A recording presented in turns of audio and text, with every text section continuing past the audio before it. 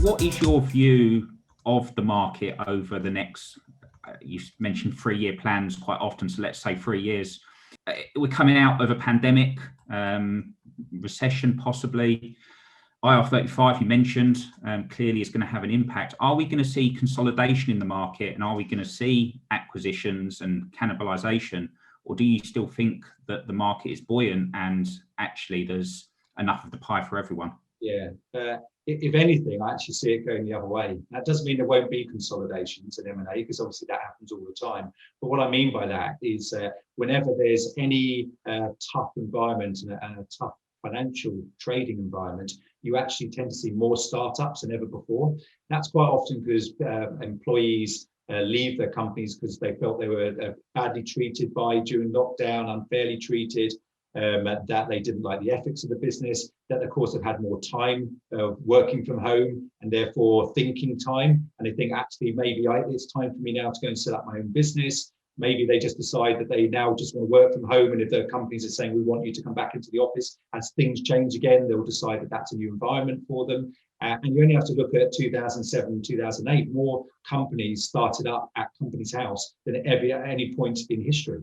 And I can assure you that it's absolutely happening right now. In the last 9 months, you only have to look on LinkedIn to see the amount of people and the new startups that are happening in the recruitment sector as well. And I expect that to accelerate, particularly as the market gets a bit better. So it gives those individuals more confidence that now is the right time to do that. Of course, other people have been made redundant. So again, either they've got a bit of money or they have to go and do something. So they'll start that up. So I do agree that there will be M&A. And of course, there'll be two types of investors out there. You've got ones who are trying to sweep up companies who are in distress, and then there are other ones who are obviously trying to sweep up the companies who are in strong positions. And certainly a number of the companies I advise, for example, have actually done extremely well over the last 6-9 months in business, and have actually managed to maintain or increase profit levels. So those companies have proved in the last year that in a pandemic and one of the worst trading periods ever for recruitment companies, that actually they're still robust, which gives them instantly a bigger multiple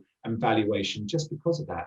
So there are different people going to come at this from a different perspective, but I think most companies who have been building their business for 5-10 years plus, those owners are not going to be wanting to sell right now, because obviously they're not going to get the best value unless they are those exceptional ones. Most of them are going to see the market getting stronger now, and it is certainly starting to give indicators that it is getting better. Hopefully that will be sustainable for the longer term.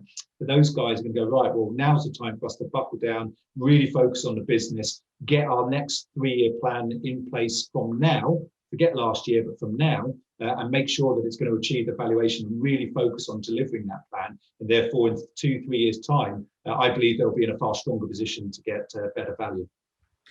So I guess the $64,000 question, Alex, is what is your number one tip to a recruitment startup in 2021?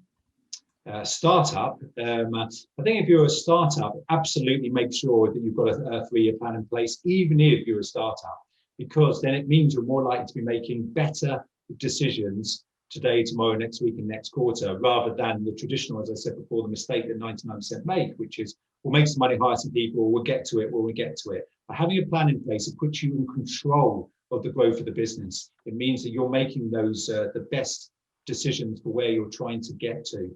And therefore, you can sleep better at night because you know you're doing the right things at the right place at the right time. So I think that would be my absolute number one tip.